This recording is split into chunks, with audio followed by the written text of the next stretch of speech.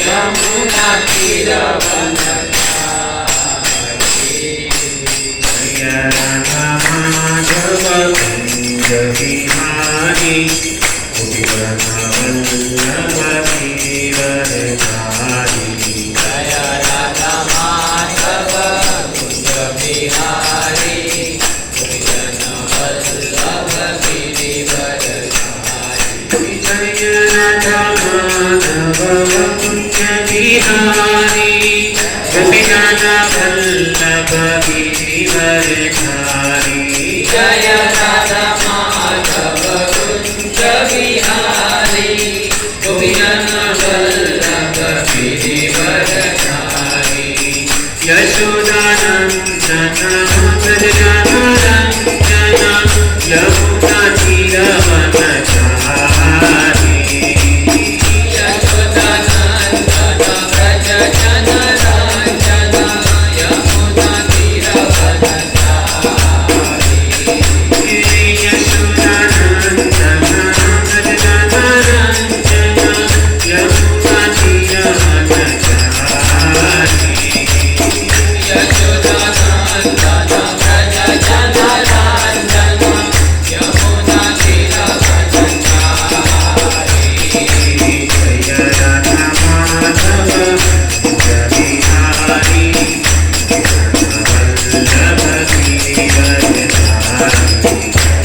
राधा माधव कुंज बिहारी वल्लभ गिरिवरधारी जय राधा माधव बिहारी गोपीजन वल्लभ गिरिवरधारी जय राधा माधव कुंज बिहारी गोपीजन वल्लभ गिरिवरधारी हरे कृष्ण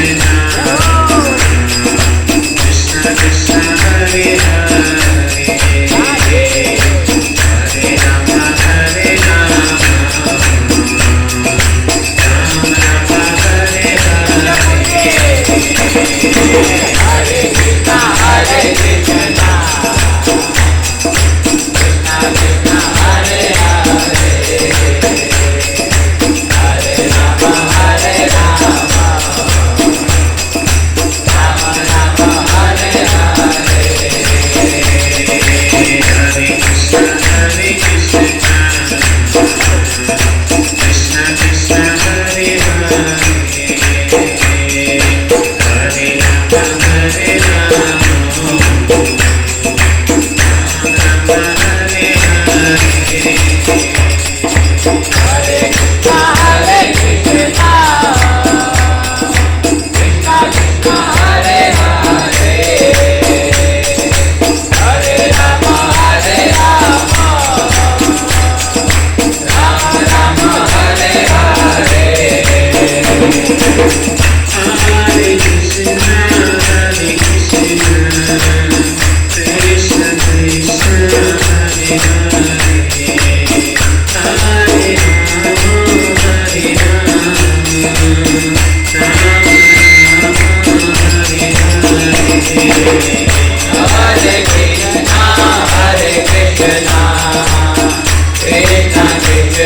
हरे हरे हरे राम हरे राम राम राम हरे हरे हरे कृष्ण कृष्ण कृष्ण हरे हरे हरे राम हरे राम राम राम हरे हरे हरे कृष्ण कृष्ण कृष्ण हरे हरे हरे राम हरे राम राम राम हरे हरे हरे कृष्ण कृष्ण कृष्ण हरे हरे हरे राम हरे राम राम राम हरे हरे हरे कृष्ण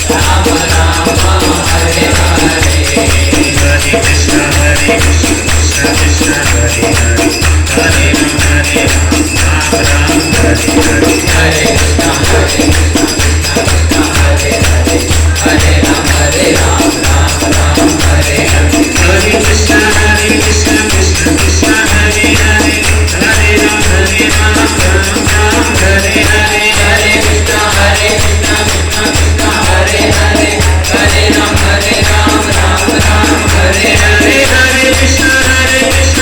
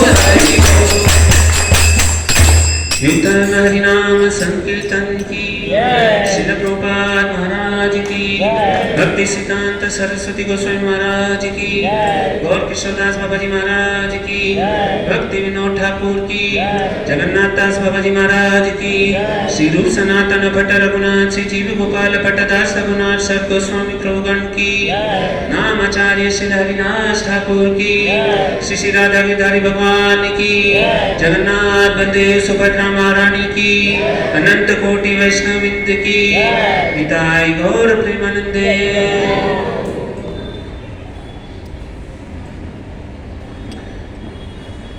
ओम नमो भगवते वासुदेवाय।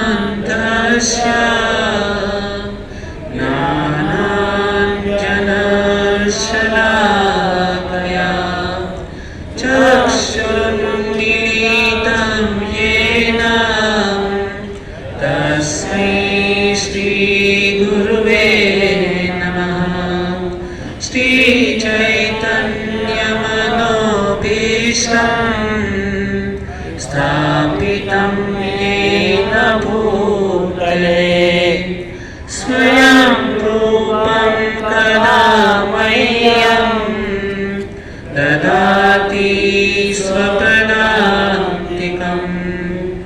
वन्देऽहं श्रीगुरो श्रीयुतपदकमलं श्रीगुरून् वैष्णवांश्च श्रीरूपं साग्रजातं सगण रघुनाथं वितं तं सजीवं साद्वैतं सावधूतं परिजनसहितं श्रीकृष्ण चैतन्यदेवं श्रीराधा कृष्ण पादां सगण ललिता श्रीविशाखान्वितांश्च। हे कृष्ण करुणा सिन्धु दीनबन्धो जगत्पते गोपेश गोपिकान्त राधाकान्त नमोऽस्तुते।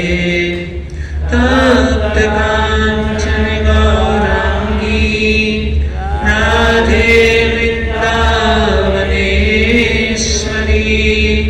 वृषभानुसुते देवी प्रणमामि हरिप्रिये।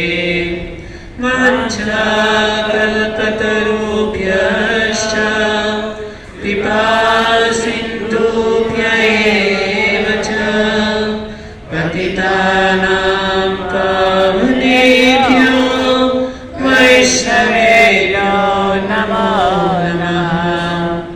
जय श्री कृष्ण चैतन्य प्रभु नित्यानंद श्री अद्वैत गदाधर श्रीवासादि गौर भक्तवृंद। हरे कृष्णा कृष्णा कृष्णा हरे हरे हरे राम राम राम हरे हरे। हरे कृष्णा कृष्णा कृष्णा हरे हरे हरे राम राम हरे हरे, हरे कृष्णा कृष्णा कृष्णा हरे हरे, हरे राम राम राम हरे हरे।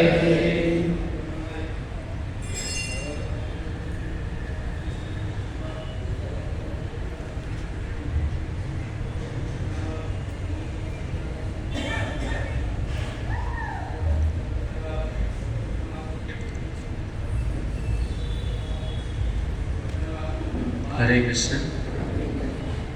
तो यहाँ पर उपस्थित आप सभी भक्तजनों का अंतर्राष्ट्रीय कृष्ण भावनामृत संघ यहाँ से हार्दिक स्वागत है। बहुत ही सुंदर आज तिथि है। आज एकादशी, आषाढ़ी एकादशी। ऐसे तो बहुत सारी एकादशी होती है साल के अंदर, लेकिन आज के दिन जो एकादशी है बहुत ही महत्वपूर्ण है, जिसको आषाढ़ी एकादशी कहा जाता है। देखिए भक्तों, आप सभी भक्त लोग, थोड़ा बाहर का जो क्लाइमेट है वो थोड़ा ठीक भी नहीं है, बारिश भी है, लेकिन बारिश होने के बाद भी आप इतना कीमती समय निकाल करके यहाँ पर आते हो, तो यह जो दिखा रहा है कि आप लोगों को भगवान और भगवान की कथा में क्या है, प्रेम है। जब भी आदमी को प्रेम होता है तभी वह व्यक्ति आ सकता है, वरना तो आलस कर देगा ना कि नहीं चलो आज बारिश है तो प्रोग्राम में नहीं जाना है, तो जी समझ जाएगा।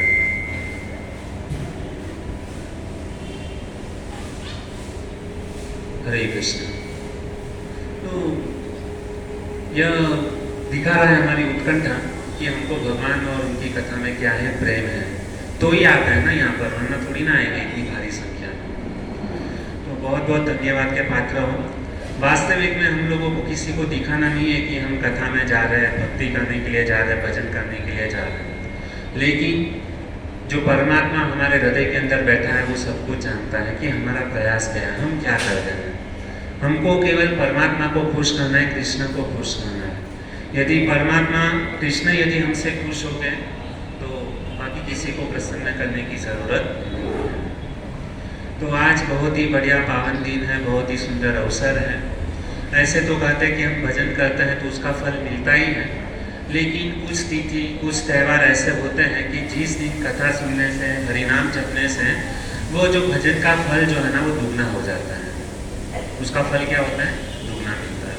जैसे कि हम पूरा साल भर मेहनत करते हैं तो दिवाली में डबल पगार मिलता है ना, तो उसी प्रकार से हमारे इस प्रोग्राम के अंदर बुधवार के दिन, ऐसे तो मतलब क्या हर बुधवार मतलब हम कथा सुनते हैं, लेकिन आज हमारा परम सौभाग्य है कि बुधवार के दिन एकादशी का तिथि का ये दिन आया है। हम प्राय पिछले हफ्ते नीलवर्ण प्रभु को बोले थे एकादशी, हम उसको स्किप करके हम दूसरे दिन रखेंगे करते हैं, लेकिन बाद में मन के अंदर ऐसा विचार आया कि अरे एकादशी है तो उस दिन तो मतलब ये कार्यक्रम और ज़्यादा होना चाहिए, तो हम लोगों ने ये कार्यक्रम रखा और बहुत ही मतलब सुंदर अवसर। और आज जो है कहते हैं कि पंढरपुर के अंदर आषाढ़ी एकादशी जो है ना, पंढरपुर के अंदर उसका बहुत ही महात्म्य है। और आज सुबह को हम लोगों ने दर्शन किया, ऐसे तो वहाँ पे नहीं थे, लेकिन हमने हमारे लैपटॉप के ऊपर, कंप्यूटर के ऊपर दर्शन किया। बहुत ही सुंदर विठलनाथ जी का यह है, पंढरीनाथ का विग्रह है, और हजारों लाखों की संख्या में उनके दर्शन करने के लिए वहाँ पे लोग आते हैं। कहा जाता है कि आज के दिन वहाँ पे करीबन 10 लाख से ज़्यादा पब्लिक वहाँ पे दर्शन करने के लिए जाती है। क्यों जाती है? यह दिखाता है कि आज भी हमारे भारतवर्ष के अंदर क्या है, श्रद्धा है, भगवान के प्रति विश्वास है। तो वहाँ पे, और हालांकि इतना प्रयास करके रात को मतलब 24 घंटा लाइन में खड़े रह करके वहाँ पे क्या है, लोग तपस्या करते हैं। किसके लिए? केवल भगवान का, पंढरीनाथ का, विठल रुक्मिणी का दर्शन करने के लिए। और वो भी दर्शन कितने टाइम तक होता है?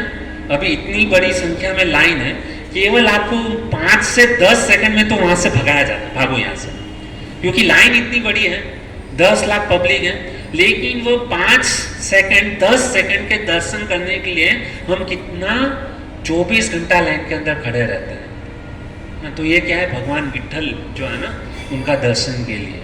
देखिए दर्शन के लिए मतलब लोग इतने आतुर हैं, तो सोचिए जब भी हम उनकी कथा सुनेंगे तो उनका कितना महत्व है, कितना फल हमको प्राप्त होगा। कहते हैं कि हम आंखों से दर्शन करते हैं, लेकिन वास्तविक में भगवान का दर्शन आंखों से भी ज्यादा, कानों से ज्यादा हो सकता है। और हम कानों से भगवान की कथा सुनेंगे और उसके बाद में जब हम भगवान का दर्शन करेंगे ना तो उसका आनंद कुछ बनेगा। तो आज ऐसे ही पंढरीनाथ विट्ठल की आज हम क्या करेंगे, उनकी कथा सुनेंगे। भाई क्या महत्व है, कैसे भगवान मतलब विट्ठल जी वहाँ पर प्रकट हुए, क्या कारण था, ऐसे कौन से भक्त हैं जिनके लिए भगवान को खुद वहाँ पर आना पड़ा। तो ऐसे कहते हैं सत्ययुग, त्रेतायुग, द्वापर युग, कलयुग है। लेकिन कलयुग के ये जो पंढरीनाथ जो है ना वो कलयुग के भगवान माने जाते हैं।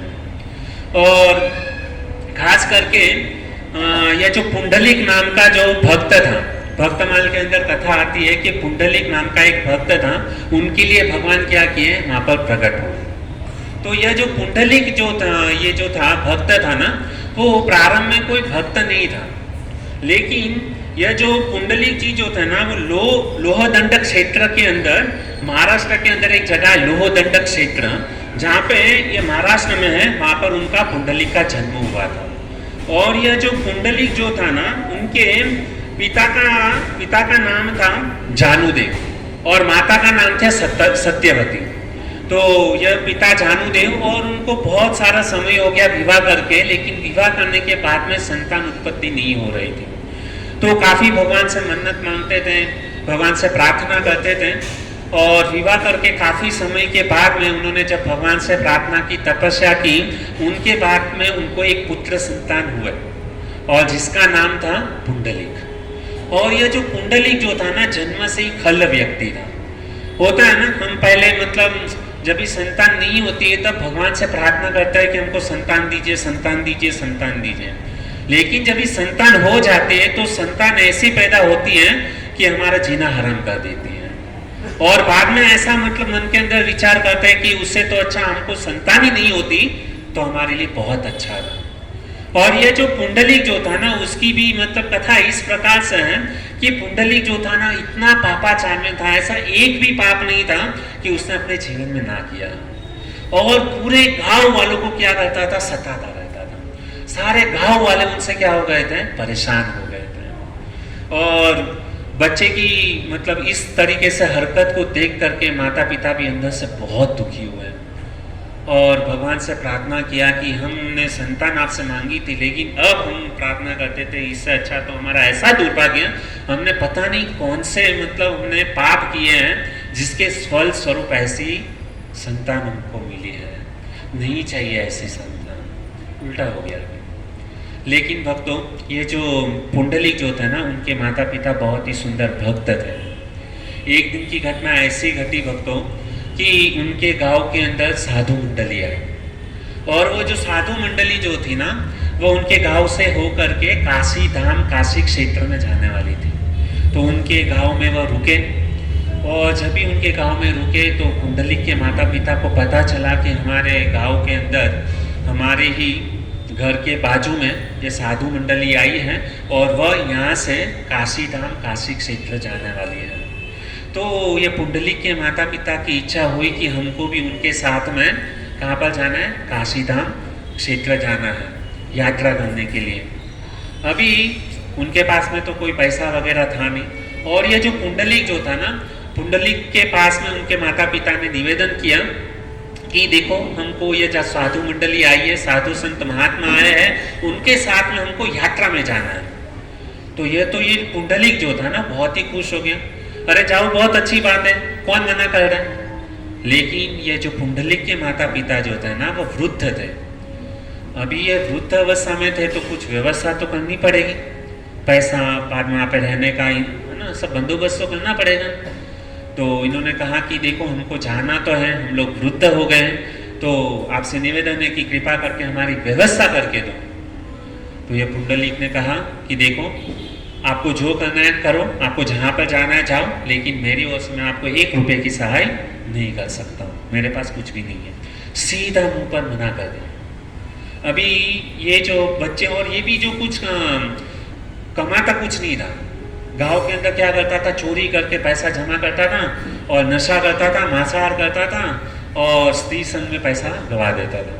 इनका विवाह भी हो गया था। अभी भगवान ने जोड़ा भी ऐसा बनाया था कि उनकी पत्नी भी जो थी ना वो पुंडलिक की तरह ही थी। अभी इन लोगों ने तो साफ मना कर दिया कि हम आपको कुछ सहायता नहीं करेंगे। माता पिता बेचारे बहुत दुखी हुए। उन्होंने कहा कुछ बात नहीं, हमारे पास 2 पैर हैं, 11 नंबर की बस है, उनसे हम चले जाएंगे। और साधु संत महात्मा के साथ में इन्होंने क्या किया, पैदल उनके साथ में जाना चालू किया। अभी जैसे ही माता पिता यात्रा के लिए निकल पड़े, यह जो पुंडलिक और उनकी पत्नी जो थी ना बहुत ही खुश हो गए, स्वतंत्रता मिल गई। चलो माता पिता भी गए घर से, अभी हमको जो करना है वो हम कर सकते हैं। इंद्रिय तृप्ति करना है ना और नशा करना, सब फ्रीडम मिल गया। और लेकिन ऐसा करते करते काफ़ी समय बीत गया। अभी ये लोग तो पैदल जाने वाले थे, करीबन 10-15 दिन बीत गए। उनके माता पिता जो है ना वो गए उसको, और इनको पुंडलिक को मन के अंदर विचार आया कि 10-15 दिन हमारे माता पिता गए, उसको हो गए, वह ठीक तो हो गए, जिंदा है कि नहीं, तो हमको उनके पीछे जाना चाहिए करके। तो उन्होंने पत्नी को कहा कि देखो हमारे माता पिता काफ़ी समय से गए हैं, तो हम उनको देखने के लिए जाते हैं, चलो करके। तो तुरंत ही उनकी पत्नी तो खुश हो गई कि काफ़ी टाइम से आप हमको किधर लेकर नहीं गए पिकनिक के लिए, तो उस बहाने हमारी यात्रा की यात्रा भी हो जाएगी, पिकनिक की पिकनिक भी हो जाएगी। तो उन्होंने कहा ठीक है चलो, कैसे जाएंगे। तो तुरंत ही उन्होंने ये जो पुंडलिक जो था ना, उसने जो चोरी का पैसा जो था ना वो कबाट में से निकाला, और कबाट में से निकाल करके सबसे पहले, अभी काशी तो बहुत लंबा था, और उन्होंने क्या किया, सबसे पहला एक घोड़ा उन्होंने क्या किया, खरीदा। और घोड़ा खरीद करके वो दोनों पति पत्नी घोड़े के ऊपर जा रहे हैं। और उसके माता पिता को कैसे भेजा उन्होंने, चल करके। वृद्धावस्था में है और ये जवान है, लेकिन फिर भी कैसे जा रहे हैं, घोड़े ऊपर सवारी करके। अभी घोड़े पर आदमी जाएगा तो उनको कितना 2-3 दिन में तो वो पहुंच जाएगा, लेकिन उनके माता पिता 10-15 दिन लगने वाला था। अभी ये दोनों पति पत्नी घोड़े सवार होकर गए जहाँ पे उन्होंने बोला कि माता पिता मिले तो भी ठीक, नहीं मिले तो भी ठीक, हम लोग हमारी रीत से दर्शन करके वापस, यात्रा करके, पिकनिक करके वापस आ जाए। अभी भक्तों हुआ क्या कि ये जैसे घोड़े सवार से उन्होंने चालू किया काशी जाने के लिए, तो बीच रास्ते के अंदर उनको अपने माता पिता और साधु मंडली की जो टीम जो थी ना वो उनको दिखाई दी। उनके माता पिता के बाजू से ही जा रहे हैं घोड़े सवार होकर के, लेकिन पति और पत्नी ने उनके माता पिता को पूछा भी नहीं कि आप कैसे हो, आप घोड़े ऊपर बैठ जाओ, हम लोग पैदल चलते हैं, कुछ नहीं। ऐसे बाजू अनदेखा करके वहाँ से निकल गए। खुद के ही माता पिता थे, लेकिन फिर भी उन्होंने ध्यान नहीं दिया। और ऐसा करते करते क्या हुआ कि काशी क्षेत्र थोड़ा नज़दीकी था, तो बीच में एक गांव आया। अभी उस गांव में एक उनको छोटी सा आश्रम दिखाई दिया। रात का समय हो गया था, 6:30-7 बज गए थे, अंधेरा हो गया था। तो उन्होंने देखा कि अभी क्या करें, उस समय तो होटल की व्यवस्था थी नहीं, और उन्होंने वहाँ पे एक आश्रम दिखाई दिया, एक साधु का, संत का आश्रम था। और वहाँ पर गए तो वहाँ पे लाइट वगैरह थी, फानस वगैरह थी, दिया जल रहा था। तो उन्होंने सोचा कि हम इस आश्रम के अंदर रुकते हैं, एक रात ही तो बितानी है। और वो जो ऋषि मुनि का आश्रम था वो था कुक्कट ऋषि का, कुक्कट ऋषि का क्या था, आश्रम था। उनके आश्रम गए, और जैसे ही उनके आश्रम में देखा कि कोई पति पत्नी दाम्पत्य हमारे आश्रम के अंदर आए हैं, तो हमारा कर्तव्य बनता है कि अतिथि देवो भव। न जाने किस रूप में, अतिथि के रूप में शायद भगवान ही हमारे घर पर आ जाएं। और साधु संत का स्वभाव होता है कि जो भी घर पर आए तो उनकी क्या करें, सेवा करें। तो बहुत ही अच्छी तरीके से उन्होंने क्या किया, ये जो पति पत्नी जो थे ना दाम्पत्य, उनकी सेवा की कि आप रुक जाओ यहाँ पर और यहाँ पे रात बिताओ, और उनके लिए भोजन का व्यवस्था किया। लेकिन ये बेचारे जो ऋषि मुनि जो थे ना, उनको पता नहीं था कि ये कितने बड़े पापी हैं। लेकिन उन्होंने तो सोचा कि जो भी हो, उनको पता नहीं था कि ये पापी है। उन्होंने तो अतिथि समझ करके उनकी क्या किया, सेवा किया। देखिए एक साधु रहता है ना, उनके हृदय के अंदर कपट भाव नहीं रहता है, उनका दिल जो होता है ना वह साफ होता है। वह क्या चाहते हैं कि हम सबकी क्या करें, अच्छी तरीके से सेवा करें। माता जी से निवेदन है, थोड़ा आगे आ जाए। हरे कृष्णा कृष्णा कृष्णा कृष्णा हरे हरे, हरे राम राम राम हरे। तो ये जो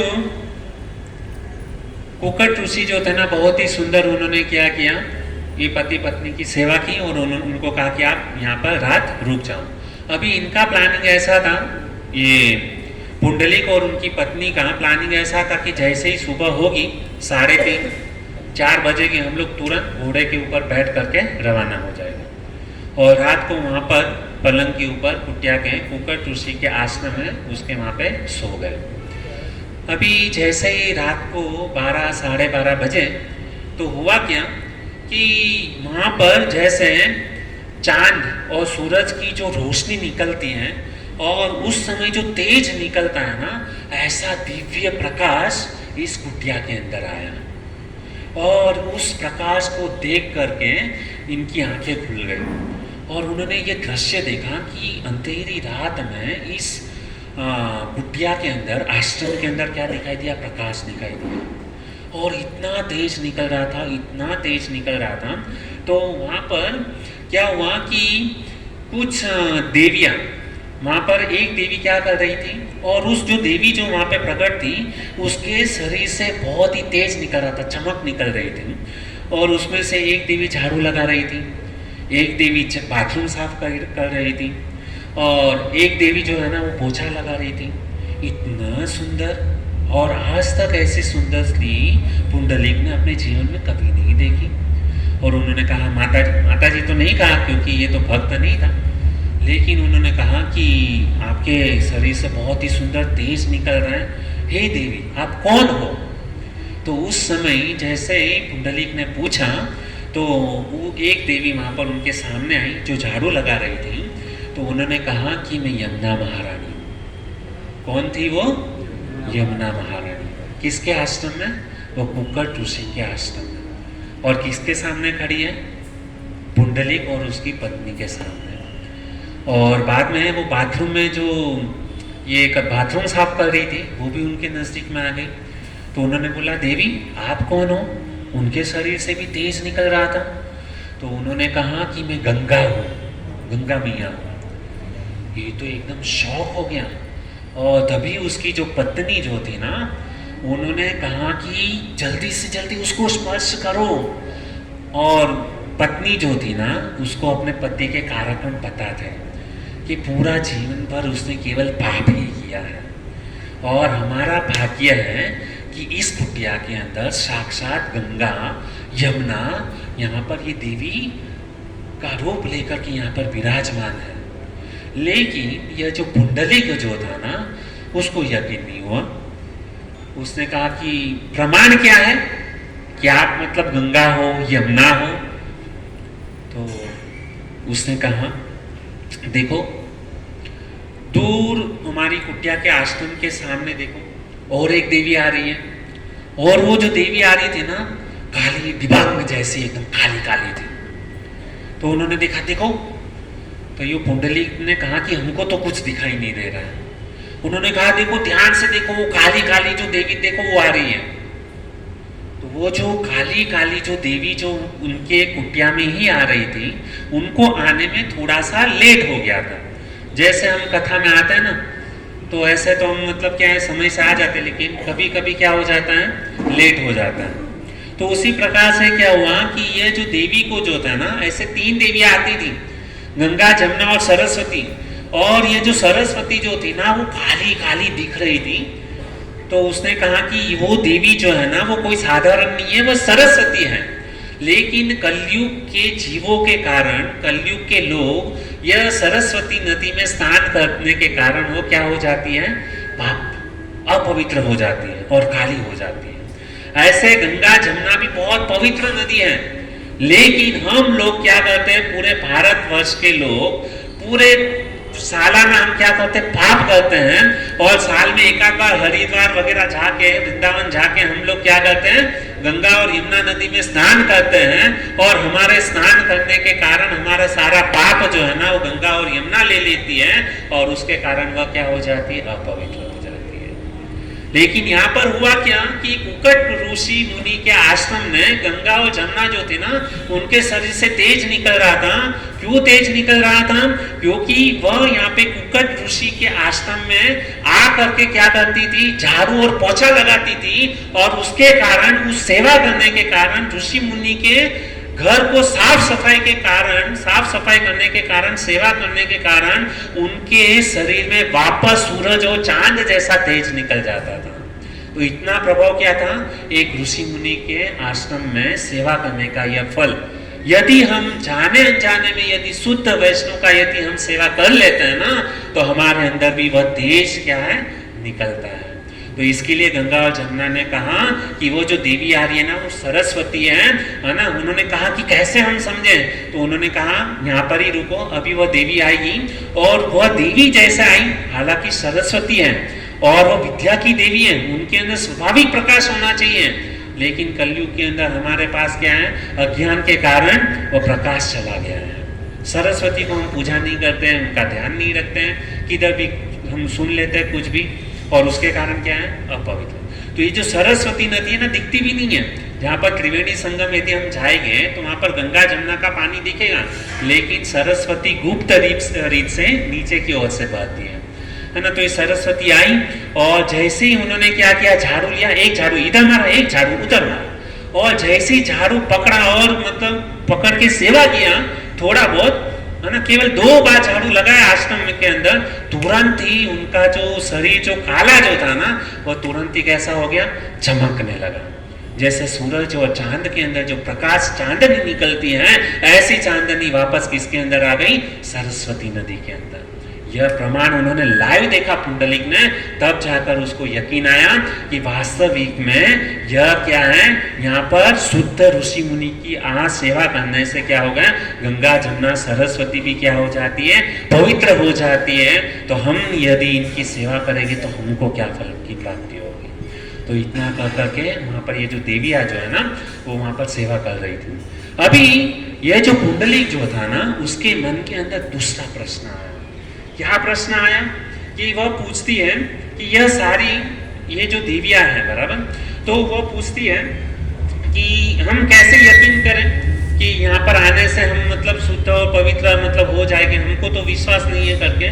तो उन्होंने कहा कि यदि आपको विश्वास नहीं है, 2 दिन यहाँ पर रुको, है ना। जैसे 2-3 दिन चला जाएगा ना, वापस अभी हम आएगी ना, तो वापस हमारा तीनों का शरीर कैसा होगा, काला होगा। पाप से हम क्या हो जाती हैं, अपवित्र हो जाती है। लेकिन जैसे ही हम यहाँ पर आते हैं तो उसके कारण क्या हो जाता है, पवित्र हो जाते हैं। और वह पुंडलिक उनको पूछता है, ठीक है आप पवित्र तो हो जाती हो, लेकिन ये ऋषि मुनि की ही यहाँ पे कुटिया में आप क्यों आते हो? यहाँ पर तो कुटिया तो बहुत सारा है, लेकिन आप कुकट ऋषि मुनि के आश्रम में ही क्यों आते हो? उसका क्या रहस्य है? तो तभी उस समय यह देविया बताती है कि ये जो कुकट ऋषि मुनि जो है ना, उसके आश्रम में हम इसके लिए आते हैं क्योंकि उन्होंने क्या किया है, अपने माता पिता की सेवा की है। तो माता पिता की सेवा करने के कारण उसके घर पर कौन आता है, गंगा जमुना और सरस्वती वहां पर क्या करते हैं, झाड़ू लगाने की सेवा करते हैं। एक जन टॉयलेट साफ कर रहा है, एक जन पोछा लगा रहा है। मतलब ये ऋषि मुनि मतलब कितने भाग्यशाली हो गए, और कैसे उनको ये फल प्राप्त हुआ? क्यों ऋषि मुनि के? हमारे घर पे तो मतलब शुद्ध पानी आना मुश्किल है, लेकिन ये ऋषि मुनि के वहां पे क्या है, गंगा जमुना सरस्वती, है ना, जिसके भगवान के चरणों से जो साक्षात निकली है गंगा, वह गंगा साक्षात मूर्तिमान रूप बनकर कुकट ऋषि मुनि के आश्रम में आती है और वह झाड़ू लगाती है, पोछा लगाती है। यमुना नदी जहां पर भगवान श्री कृष्ण, हम गाते हैं ना, यमुना तीर वनचारी, जिस यमुना के अंदर भगवान श्री कृष्ण गोपियों के साथ में विहार करते हैं, वह यमुना नदी कुकट ऋषि मुनि के आश्रम में वहां पर क्या कर रही है, सेवा कर रही है, साफ सफाई का काम कर रही है। क्यों ऐसा? तो बताया उन्होंने कि इसके लिए ऐसा हुआ है क्योंकि कुकट ऋषि मुनि ने अपने माता पिता की सेवा की है, उसके फल स्वरूप हम क्या कहते हैं, यहाँ पर पवित्र होने के लिए हम यहाँ पर आते हैं। यदि हम भी हमारे जीवन में, हमारे घर पर गंगा जमुना सरस्वती का वास चाहते हैं, हम भी चाहते हैं ये सारी देवियां हमारे घर पर आए, तो हमको क्या करना होगा, शुद्ध भाव से हमारे माता पिता की सेवा करनी होगी, जिससे सारे भक्त वैष्णव क्या करेंगे, हमारे घर पे निवास करेगी। तो यह फल है। तो तभी यह जो पुंडलिक जो था ना, उसकी तो आंखें बाहर आ गई। ओह, मैंने अपने जीवन में कितनी बड़ी गलती की। माता पिता की सेवा करने की बात तो जाने दो, लेकिन मैंने मेरे माता पिता जो तीर्थ स्थल में जाने के लिए इच्छुक थे, उनको मैंने क्या किया? उनकी व्यवस्था नहीं की। उनको क्या किया? चल करके भेजा, है ना। और हम इतने नालायक हैं कि हम घोड़े के ऊपर बैठ करके यहाँ पर यात्रा कर रहे हैं। उनको बहुत ही शर्म आ गई। तुरंत ही घोड़ा लिया और उसी समय पत्नी ने कहा, कहाँ? तू रुक यहाँ पर, मैं जाता हूँ मेरे माता पिता के पास, तू मर यहाँ पर, सीधा। और वही पति जो पत्नी के इशारे को पर नाचता था, मना कर दिया कि अभी मैं मेरे माता पिता की सेवा करूँगा। जब तलक शरीर के अंदर प्राण है ना, तब तलक मैं मेरे माता पिता की ऐसी सेवा करूँगा, ऐसी सेवा करूँगा, उनको जो है ना परम सुख की प्राप्ति में कराऊंगा। तो इस प्रकार से ये जो पुंडलिक जो था ना, उसी समय उनका हृदय द्रवित हो गया। सारी देवियाँ जो है ना सेवा करके चली गई। और अब हुआ क्या कि उन्होंने तुरंत ही माता पिता को लेने के लिए गए घोड़े से, और अपने माता पिता को बीच रास्ते में देखा। तुरंत ही वह खुद घोड़े से नीचे उतरा, अपने माता पिता को क्या किया? उसने घोड़े के ऊपर बिठाया और घोड़े के ऊपर बिठा करके कहाँ पर लाया? जहाँ पर कुकट ऋषि मुनि का आश्रम था वहाँ पर। और उन्होंने कहा कि पत्नी ने कहा कि अभी मैं तुम्हारी एक भी बात सुनने वाला नहीं हूँ, है ना। तुमको यदि हमारे साथ में चलना है तो चलो। माता पिता तो घोड़े के ऊपर बैठे थे, पत्नी की इच्छा थी कि आप उनको नीचे उतारो, मैं घोड़े के ऊपर बैठोगे। और सीधा उसको बोला कि तुम भागो यहाँ से, अभी तुम हमारे पास से ऐसी अपेक्षा मत करना कि मैं तुम्हारी सेवा करूँगा करके पत्नी को भगा दिया, है ना। और उन्होंने क्या किया? माता पिता को ले करके काशी की यात्रा करवाई।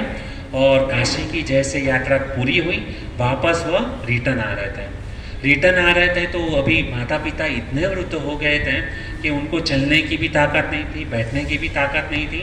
तो उसी समय वहाँ पे रिटर्न आते समय वहाँ पर एक बहुत ही सुंदर नदी दिखाई दी। और वह जो नदी जो थी ना, वह कोई सामान्य नदी नहीं थी। वह नदी कौन सी थी? चंद्रभागा नदी, जिसको पहले चंद्रभागा तो बाद में नाम हुआ, उसके पहले भीमा नदी के नाम से वह प्रख्यात थी। लेकिन यह जो पुंडलिक जो था ना, उसने क्या किया? वही नदी के पास में, भीमा नदी के पास में उन्होंने क्या किया? बहुत ही सुंदर अपने माता पिता के लिए एक छोटी सी कुटिया झोपड़ी बनाई। और उस झोपड़ी में रहते हुए उन्होंने क्या किया? उन्होंने वहाँ पर सेवा की। और यह जब ही हुआ, तब ये जो कुकट ऋषि जो थे ना, उन्होंने पुंडलिक को कहा कि वास्तविक में जो देवियाँ जो बोल करके गई है ना, वो सत्य है। वास्तविक में मैंने मेरे माता पिता की सेवा और भगवान का भजन करने के कारण यह प्रभाव हुआ है कि मेरे घर पर गंगा जमुना सरस्वती आई है। तो उनके गुरुजी ने, ये जो कुकट ऋषि जो था ना, उन्होंने भी उनको कहा, पुंडलिक को, तुम भी अपने माता पिता की निस्वार्थ भाव से सेवा करो, और भगवान की इस प्रकार से माता पिता की निस्वार्थ भाव से सेवा करोगे तो एक ना एक दिन भगवान भी तुम्हारे घर पर आ जाएंगे। मेरे घर पर तो गंगा जमुना सरस्वती आई है, लेकिन मैं तुमको आशीष वचन प्रदान करता हूँ कि तुम्हारे घर पे साक्षात भगवान जो है ना, तुम्हारे द्वार पर आएंगे। ये माता पिता की सेवा करने का फल। तो भक्तों, यहाँ पे होता क्या है कि उन्होंने बहुत ही सुंदर वहाँ पर कुटिया बनाई। अभी हम लोग सोचते हैं, हमने ये कथा बार बार सुनी है, लेकिन जब भी हम कथा सुनते हैं ना, तो उसके अंदर हमको कुछ नया जानने को मिलता है। केवल कथा को कथा के रूप में नहीं सुनना है, लेकिन उस कथा के माध्यम से हमको सीखना है कि हम ये पुंडलिक ने किस भाव से सेवा किया।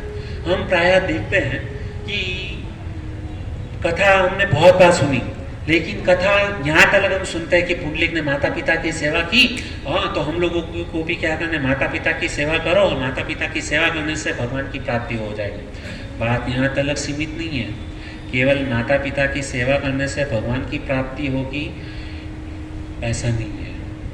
माता पिता की सेवा, ऐसा शास्त्र में नहीं कहा है। माता पिता की सेवा करने से वास्तविक दो प्रकार से सेवा होती है।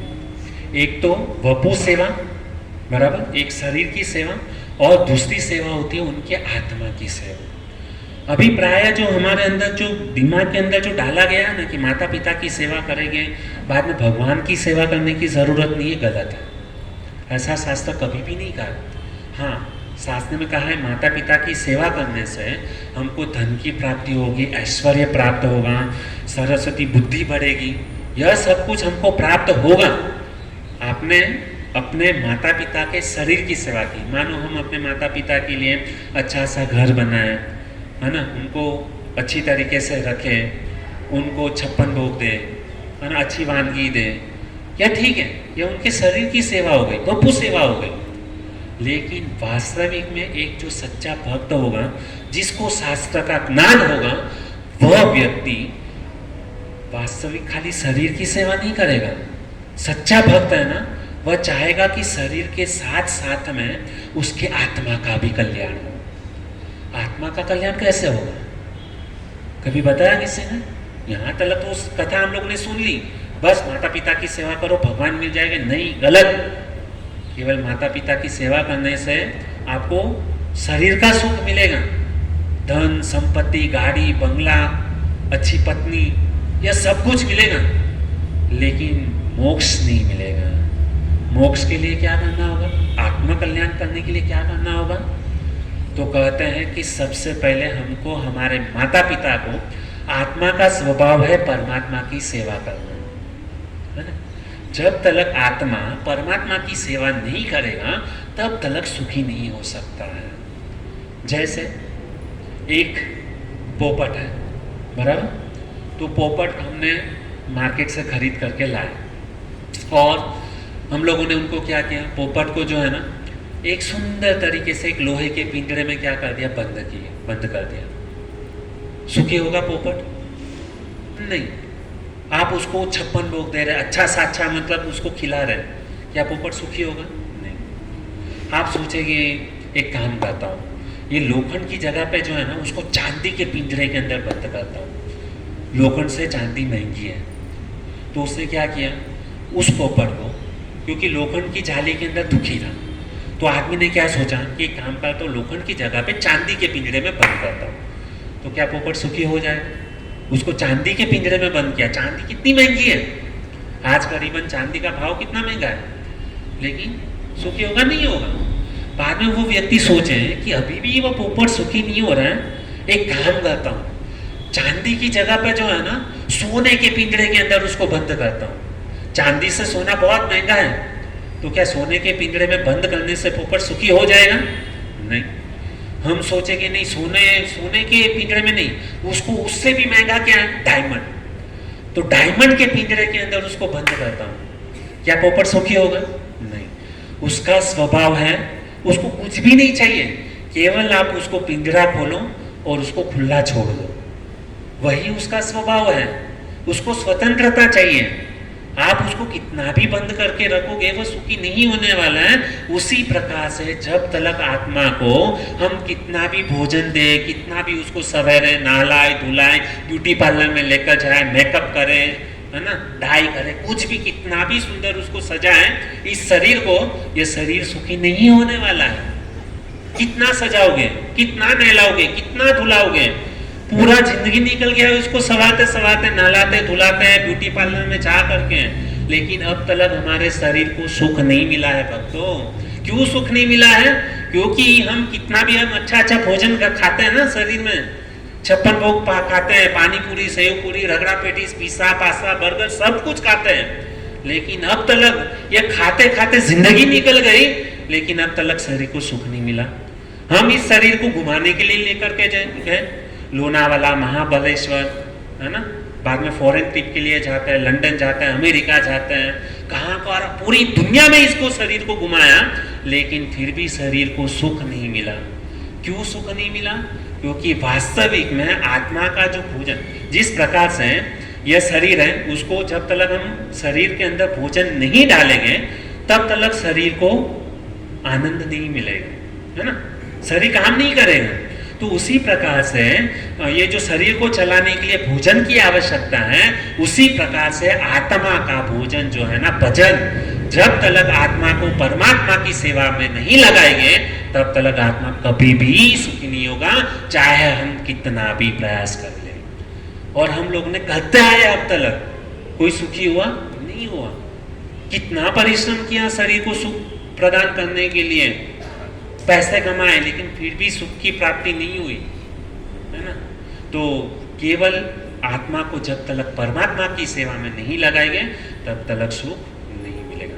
तो मेरा कहने का भाव यह है कि हमको माता पिता की सेवा करनी है, लेकिन उनके साथ साथ में उनको क्या बनाना है, वैष्णव बनाना है, भक्त बनाना है। उनके आत्मा का भी यही सच्चा वैष्णव है, यही सच्चा पुत्र है कि जो पुत्र अपने माता पिता को भगवान के भजन में लगाए, वरना वो पुत्र पुत्र कहलाने के लिए लायक नहीं। ठीक है, कॉन्सेप्ट मेरा क्लियर हो रहा है? जो बोल रहा हूँ समझ में आ रहा है ना? यदि किसी को कुछ भी डाउट है तो हाथ ऊपर करके पूछ सकते हो, यह सत्य बात है। अभी तक हम लोगों ने जो सुना था वह केवल आधा सुना था, यह हमारा भ्रम था, लेकिन इस भ्रम से बाहर निकलना है। और उस भ्रम से कभी बाहर निकलेंगे जैसे कोई सच्चा साधु गुरु हमारे सामने, है ना, कुछ उपदेश दें। जैसे हम गाते हैं ना, चक्षुरुन्मीलितम येनम तस्मै श्री गुरुवे नमः। एक गुरु जो है ना वो अज्ञान, ओम अज्ञान तिमिरान्धस्य, एक गुरु क्या करता है, हमारे अज्ञान को दूर करके ज्ञान प्रदान करता है ना। ऐसा सच्चा गुरु साधु जब हमारे जीवन के अंदर आ जाए ना, तब हमें क्या होगा, ज्ञान की प्राप्ति होगी। तो यह जो कुंडली का जो था ना, उसको ज्ञान हो गया, और उसने क्या किया, बहुत सुंदर तरीके से उन्होंने क्या किया, अपने माता पिता की सुंदर तरीके से क्या किया, उन्होंने सेवा किया। अभी हुआ क्या कि सेवा करते करते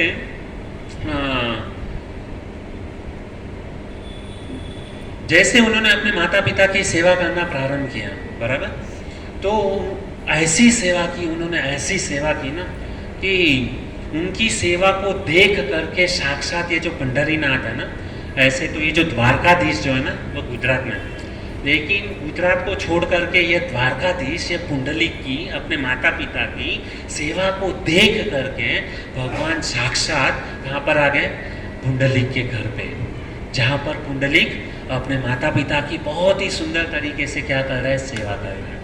अभी वास्तविक में यह जो द्वारकाधीश जो थे ना, वह अपनी पत्नी को ढूंढने के लिए वहां पर आए थे। और यह जो पंढरपुर जो है ना, वह किसका है, यह पंढरीनाथ का ससुराल है। उनके रुक्मणी जी जो है ना, वह कहाँ की है, वहाँ पे पंढरपुर के वहाँ पर है। तो बहुत ही वो कौंडन्यपुर जो गांव की ये रुक्मणी जी है, तो यहाँ पे पंढरपुर के अंदर मतलब क्या, उनका घर है, उनका पंढरीनाथ का ससुराल विठल जी का वहाँ पर है। अभी ये जो द्वारकाधीश थे पहले, अभी तक तो विठल नाम नहीं हुआ, लेकिन हुआ क्या कि ये जो भगवान जो थे ना पंढरीनाथ, ये विठल की सेवा को देख करके पंढरीनाथ भगवान द्वारकाधीश वहाँ पर रात के समय वहाँ पर आ गए। वो पत्नी को ढूंढने के लिए आए थे, और उन्होंने सोचा कि इतनी रात को तो हमारी पत्नी मिलेगी नहीं, सुबह को होगा तभी हम उसको देखने के लिए जाएंगे। और तब तक यहाँ पर ऐसे भी क्या है, वह ये जो कुंडली जो था ना, अपनी माता पिता की सुंदर तरीके से सेवा कर रहा था, तो चलो मैं इस भक्त के दर्शन करने के लिए क्या चला जाता हूँ, उनके घर पर चला जाता हूँ। और साक्षात भगवान सब कुछ छोड़ करके ये पुंडलिक के द्वार के ऊपर खड़े हैं, और पुंडलिक जो है उनके तरफ ध्यान ही नहीं है, और वह क्या कर रहा है, पुंडलिक अपने माता पिता के चरणों में देखा है। और भगवान उस समय, पुंडलिक ने जब भगवान की बातों के ऊपर ध्यान नहीं दिया, तब उस समय भगवान ने इतना, द्वारकाधीश ने मधुर भाषा में उनको बोला, ए पुंडलिक, ऐसे मतलब मधुर भाषा में उसने आवाज दी, जैसे गोपियाँ कृष्ण को बुलाती है ना। तो गोपी गीत के अंदर, दसम स्कंद के अंदर बहुत ही सुंदर एक बात है, गोपियाँ गीत गाती है, मधुरया गिरा वल्गुवाक्यया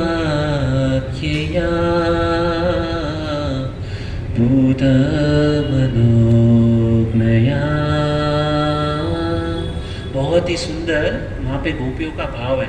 कौन से भाव में गाती है, मधुरया गिरा। भगवान श्री कृष्ण गोपियाँ कृष्ण को मधुर भाव में बुलाती थी, तो उसी प्रकार से गोपियाँ जिस प्रकार से प्रेम भाव से कृष्ण को बुलाती थी, उसी प्रकार से यहाँ पर द्वारकाधीश जो है ना पुंडलिक को बुला रहे हैं। और वो वाणी कैसी थी, अमृत के समान, बहुत ही सुंदर मधुर भाषा है। आप सोचिए, कोई संगीत यहाँ पे कौन फेमस है, लता मंगेशकर, वह जब भी कितना मतलब गाती है, एक मतलब हाड़ मास से बना हुआ शरीर से मतलब ये जब गाती है तो हमको उनकी वाणी कितनी मधुर लगती है, कितना कानों से मतलब रस प्रदान, कितना अच्छा लगता है, कर्ण को प्रिय। और सोचिए कि ये अखिल ब्रह्मांड के नायक जिसने मतलब सारे संगीत कलाकार को जिसने बनाया, वह भगवान जब भी गाना चाहे, वो भगवान जब भी कुछ बोले अपनी सुंदर भाषा में कितना मधुर लगता होगा। और अमृत भरी वाणी से उन्होंने क्या बुलाया, पुंडलिक को बुलाया, ये पुंडलिक। और जैसे पुंडलिक करके आवाज दिया, फिर भी पुंडलिक खड़े नहीं हुए, लेकिन देखना तो बनता है कौन बुला रहा है। तो केवल उन्होंने पुंडलिक ने क्या किया, अपनी नजर जो है ना तिरछी नजर करके उन्होंने वहां पर देखा जहां पर भगवान क्या है, खड़े हैं भाग के ऊपर, और भगवान को भुला भी नहीं रहा है। और भगवान सोच रहे हैं मैं इसके द्वार के ऊपर आया हूं, और जब भी आज पहली बार ऐसी घटना घटी है कि मैं जहां पर जाता हूं ना तो वहां पर मेरे लिए राज सिंहासन लग जाते हैं, है ना, हीरा रत्न माणिक के मतलब लोग आसन बिठाते हैं। लेकिन आज मैं यहाँ पर घर पे आया हूँ, इसने मुझे बुलाया भी नहीं कि आओ अंदर, मतलब स्वागत कुछ भी नहीं। लेकिन उस समय भगवान कहते हैं कि मैं तेरे द्वार पर आया हूँ पुंडली, तुझे दर्शन देने के लिए, और तू मेरी ओर देख भी नहीं रहा है ठीक तरीके से। तो उस समय उन्होंने क्या किया, अपने माता पिता के चरण दबा रहे थे, और बाजू में उनके पास में क्या था, ईंट का टुकड़ा था, जिसको मराठी के अंदर क्या कहते हैं, विट कहते हैं।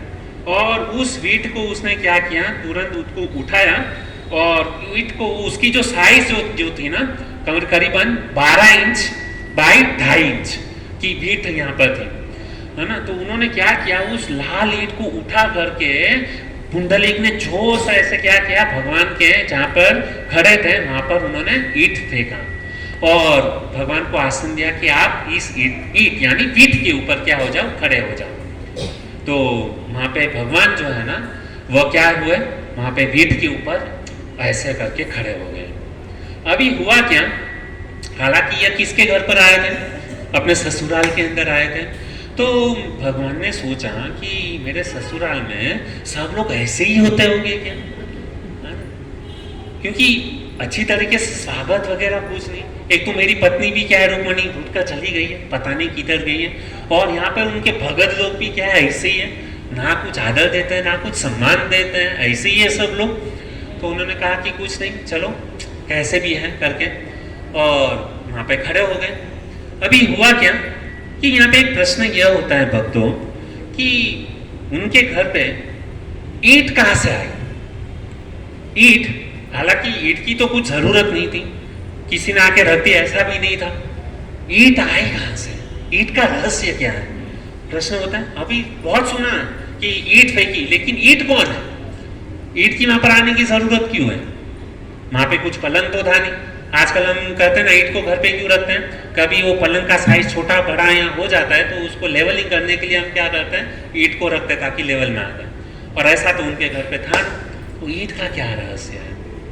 तो भक्तों, वेद व्यास जी ने सारे शास्त्र लिखे, भागवतम वगैरह लिखे, तो भागवतम आदि उसके अंदर आता है कि वो ईंट क्यों है। तो कहते हैं कि भागवतम के अंदर ऐसा वर्णन है, वृत्रासुर का प्रसंग आप लोगों ने सुना होगा, यहाँ पर एक बार हमारे जीव पावन प्रभु ने कथा कही थी। तो वृत्रासुर जो प्रसंग है, वृत्रासुर बहुत ही बड़ा असुर था, और उनका इंद्र के साथ में घमासान युद्ध हुआ था। तो उस समय वृत्रासुर को मारने के लिए इंद्र देवता ने दधीचि ऋषि के मार करके उसकी हड्डी से क्या बनाया था, एक शस्त्र बनाया था। और वृत्रासुर नाम का जो असुर जो था ना, वृत्रासुर हालांकि त्वष्टा ब्राह्मण का पुत्र था। ये जो वृत्रासुर नाम का जो राक्षस जो था ना, वह त्वष्टा नाम का जो ब्राह्मण जो था ना उसका पुत्र था। और इंद्र देवता ने क्या किया, वो दधीचि ऋषि के हड्डी से बने हुए शस्त्र से उनका जो वृत्रासुर का जो गला, उनके 3 गले थे वृत्रासुर के राक्षस के, और एकदम भयानक विकराल स्वरूप था राक्षस का। तो उन्होंने क्या किया कि उस ऋषि मुनि के हड्डी से बने हुए अस्त्र से उन्होंने क्या किया, इंद्र ने क्या किया, उसका वृत्रासुर का गला काटा, और उस गले को काटने के लिए करीबन 1000 साल लग गए। कितना? 1000 साल। और जब भी उसका पुत्रासुर का जब भी गला को काट दिया गया, तो उस समय सारे ब्राह्मण, वहाँ पे जो ब्राह्मण जो थे ना, उसमें हाहाकार मच गया कि इंद्र देवता ने ब्रह्म हत्या की है। तो उसका सारे ब्राह्मण लोगों ने मिल करके क्या किया, इंद्र देवता को श्राप दे दिया। और उन्होंने कहा कि जाओ, हम तुमको श्राप देते हैं कि लोखंड क्षेत्र के अंदर तुमको पत्थर बनना पड़ेगा। किसको श्राप दे दिया? इंद्र को। और इंद्र देवता जो थे ना, हालांकि उन्होंने कुछ गलत काम नहीं किया था, सही काम किया था। उत्तरासुर नाम का असुर जो था ना, उसको मारा था। लेकिन ये जो सारे साधु ब्राह्मण लोगों ने क्या कर दिया, उनको श्राप दे दिया। और श्राप के कारण उनको क्या करना पड़ा, पत्थर यानी ईंट बनना पड़ा। अभी ये जो इंद्र जो देवता जो थे ना, वो तो बेचारे रोने लगे। ब्राह्मण लोगों के पास में गए और उनसे हाथ जोड़ करके माफी मांगी। हाथ जोड़ करके माफी मांगी कि मुझे क्षमा करो, मुझे क्षमा करो। ब्राह्मण लोग जो ना बड़े दयालु होते हैं, उन्होंने कहा कि इंद्र तो बेचारा बहुत रोने लगा कि आप मुझे पत्थर बना दोगे, मैं क्या करूँगा। तो उस समय सारे ब्राह्मण लोगों ने इंद्र की भावना को, दुख को देख करके उन्होंने कहा, तुम हमारी शरण में आए हो, तुम टेंशन मत लो। एक समय पंढरपुर के अंदर, यहाँ पे लोखंड क्षेत्र के अंदर भगवान साक्षात वहाँ पर पुंडलिक को दर्शन देने के लिए आए गए। उस समय तुम वहाँ पर वीट बनकर वहाँ पर रह जाना। और उस समय जब भी भगवान तुम्हारे ऊपर खड़े हो गए, तभी तुम्हारा उद्धार हो जाएगा। तो इसके लिए वह जो वीट जो है ना, वो ईट जो है ना, वो कौन है? साक्षात इंद्र देवता। क्योंकि इंद्र देवता को पता था कि इस समय क्या है, भगवान आने वाले हैं। तो इसके लिए इंद्र देवता पत्थर के रूप में, वीट के रूप में वहां पर पुंडलिक के पास में वहां पर क्या हो गए, प्रकट हो गए। और पुंडलिक को कुछ दिखा नहीं, तुरंत हाथ में जो आया तुरंत वहां पे भगवान के वहां पर फेंक दिया। अभी हुआ क्या कि ईट तो बेचारा इतना सा था, और भगवान तो मतलब ऐसे बड़े हैं ना, लेकिन भगवान ने कैसे भी करके एडजस्टमेंट कर लिया और ईंट के ऊपर खड़े हो गए। देखिए ये द्वारकाधीश है ना, द्वारकाधीश क्या हो गए, ईंट के ऊपर खड़े हो गए। शादी के पहले भगवान मुरली बजाते हैं, है ना। यह मुरलीधर, वो भगवान कैसे खड़े होते हैं? टेढ़े मेढ़े। टेढ़ो है मेरो बाकी बिहारी लाल, है ना। बाकी बिहारी कैसे टेढ़े मेढ़े खड़े हैं ना, क्योंकि शादी नहीं हुई है, इसके लिए टेढ़े मेढ़े हैं। लेकिन जब भी शादी हो गई ना, उसके बाद में भगवान को भी क्या होना पड़ा? सीधा होना पड़ा। यहाँ पर यह भगवान भी सिखाते हैं कि भाई हम कितने भी अभिमानी हो, कितने भी हमारा पावर क्यों ना हो, लेकिन अच्छे लोगों का पावर जो है ना, शादी के बाद में निकल जाता है। या भगवान भी बोलते हैं कि हमारा यदि हमारी पत्नी के सामने नहीं चलता है, तो हम कौन से खेत की मूली है कि हमारा चलने वाला है ना। तो इसके लिए सावधान। तो मानो भगवान भी क्या है, जैसे मतलब तुरंत ही खड़े हो गए, क्योंकि ससुराल में थे वो भी, और वहाँ पे रुक्मणी के मतलब गाँव वालों के थे, और वो भी मतलब है ना, अमुक लोगों को आकरा पानी ना हो। तो ऐसे ही यहाँ पे ये पुंडलिक था। एक तो आदर सत्कार कुछ किया नहीं, और आसन भी दिया तो कैसा दिया आसन, एक ईंट को फेंक दिया, है ना। और ईंट को फेंक करके भगवान ने कैसे भी करके क्या किया, अपने को बैलेंस किया, और वहाँ पर ईंट के ऊपर भगवान सोच रहे कि कब तक मुझे यहाँ पे खड़ा रहना पड़ेगा, कितनी तपस्या करोगे मुझे।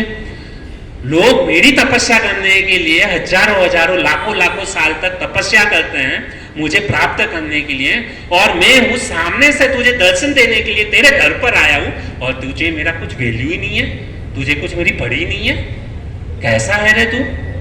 तो उस समय जब ही रात को 12 साढ़े 12 बजा, और 12:30 बजे तो उन्होंने क्या किया, अपना सेवा, जैसे उनके पुंडलिक के माता पिता सो गए। पुंडलिक को भी पता था कि वो जो खड़ा है ना, वो भगवान है, अखिल ब्रह्मांड का बाप है वो, और आज वो तिलों की नाथ मेरे द्वारकाधीश जो है ना, वो मेरे वार के ऊपर आया है। पता था, लेकिन उसको यह भी ज्ञान था कि वास्तविक में ये अखिल ब्रह्मांड का नायक द्वारकाधीश मेरे आंगन में क्यों आया है, क्योंकि मैंने मेरे माता पिता की, जो वैष्णव है, जो पुंडलिक के माता पिता भक्त हैं। देखिए माता पिता वो बहुत बड़ी बात है, अच्छी बात है, लेकिन उसमें भी हमारे माता पिता यदि वैष्णव हो ना, तो सोने में भी सुगंध के बराबर है। है ना। और ऐसे माता पिता की यदि हमको सेवा करने मिले ना तो हमारा अहोभाग्य समझना चाहिए। ऐसी सेवा को कभी छोड़ना मत, ऐसे माता पिता को कभी त्याग मत करना। कभी कभी होते हैं ना कि हमारे घर पे मतलब 5 भाई होते हैं। आजकल कैसे चलता है, एक महीने इस भाई के घर पे, दूसरे महीने दूसरे भाई के घर पे, तीसरे महीने तीसरे भाई के घर पे, और आपस में झगड़ा मतलब चलता है। झगड़ा किसके लिए? माता पिता को रखने के लिए नहीं, माता पिता को दूर करने के लिए कि जल्दी से पीछा छुड़ाओ इनसे। नहीं चाहिए। ऐसा यदि करोगे तो भगवान कौन से भी जन्म में हमको माफ नहीं करेंगे, है ना। माता पिता की सेवा जो है ना, माता पिता को कौन सा स्थान दिया गया है? साक्षात भगवान के भी ऊपर जो है ना उनका स्थान है। लेकिन कैसे माता पिता का स्थान है वह? जो माता पिता भगवान के परम भक्त है ना, वो भगवान से भी ऊपर है।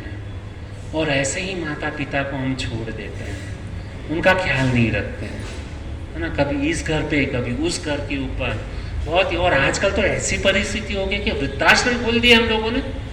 जिस माता पिता ने हमको पैदा किया, जिस माता पिता ने हमको पढ़ाया लिखाया, इतना बड़ा किया, अच्छी से अच्छी लड़की ढूंढ के दी, विवाह के कुछ सालों के बाद में गेट आउट, यह हमारा संस्कृति है? नहीं। तो हम लोगों को सीखना चाहिए। जो सारी कथा है ना, कथा हम लोग ने बहुत बार सुनी, लेकिन कथा से हमको क्या सीखना है? यह सब कुछ सीखना है।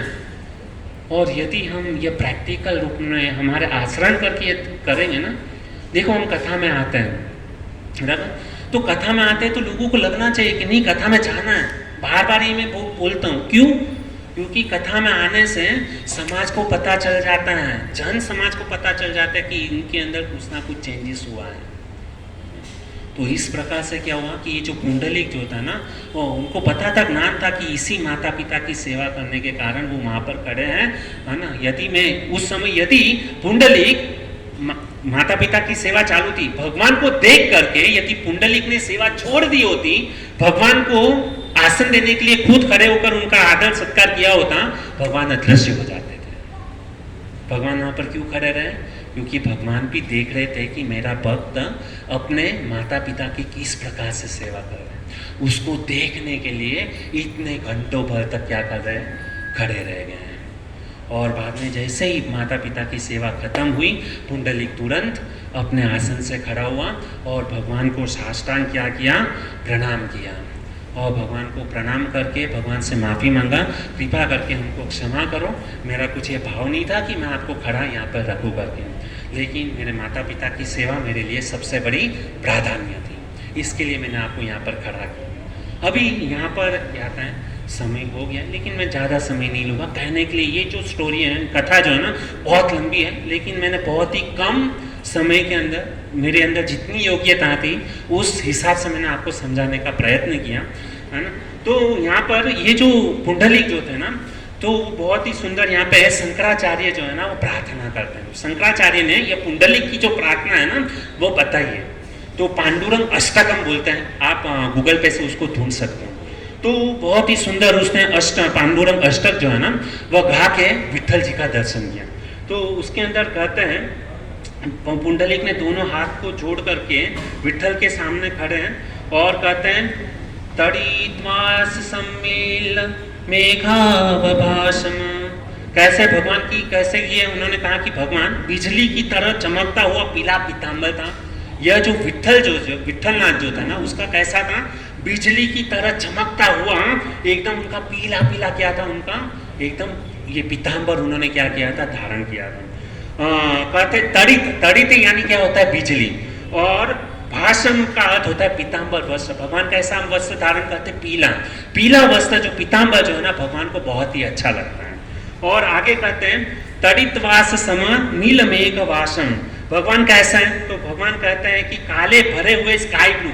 जैसे हम जब यहाँ पर कथा के अंदर आए थे ना, तो कथा में जैसे मतलब कथा का समय हुआ था 7 बजे, जैसे हम घर से निकले तो क्या हो गया था? बादल जो थे ना स्काई ब्लू कलर के थे और भगवान ये क्या एकदम बारिश ही आने वाली थी, है ना।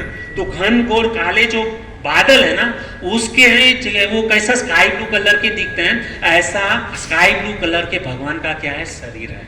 इसके लिए कहते हैं नीलाम भुज श्याम हेम वर्ण। तो इस प्रकार से આપણે ગુજરાતીમાં કહીએ પાણીથી ભરેલા જે વાદળ હોય ને સ્કાય બ્લુ કલરના એવા ભગવાનનું શું છે, એવા શરીર છે ભગવાનનું, और सुंदर तरीके से चमक रहा था। उसके बाद में कहते हैं रमा मंदिरम सुंदर चित्त प्रकाशम, है ना। जिस विग्रह का हम दर्शन कर रहे हैं वो पंढरपुर के अंदर है, और कहते हैं रमा मंदिर यानी रुक्मणी का पूरा भाव, है ना, पूरा धाम वो कैसे है, चमक रहा है बिजली की तरह। कहते वरम त्वष्टिकाय समन्यास पादम पर ब्रह्मलिंगम भजे पांडुरंगम।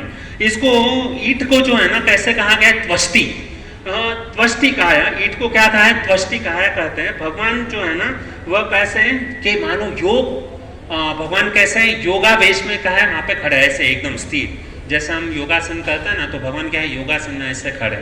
और भगवान जैसे पुंडलिक ने भगवान को कैसे देखा, चरण से देखना प्रारंभ किया, और जब भी भगवान को इस योगासन में जब भी देखा ना, तो पुंडलिक को एक बार तो हंसी आ गई कि देखो मैं कितना मूर्ख हूँ, मैंने एक छोटा सा ईंट दिया, भगवान ने कैसे भी करके उस छोटी सी ईंट में अपना एडजस्टमेंट करके दोनों पांव खड़ा करके, और क्यों ऐसे मुद्रा में खड़े रहे, क्योंकि गिर न जाए इसके लिए।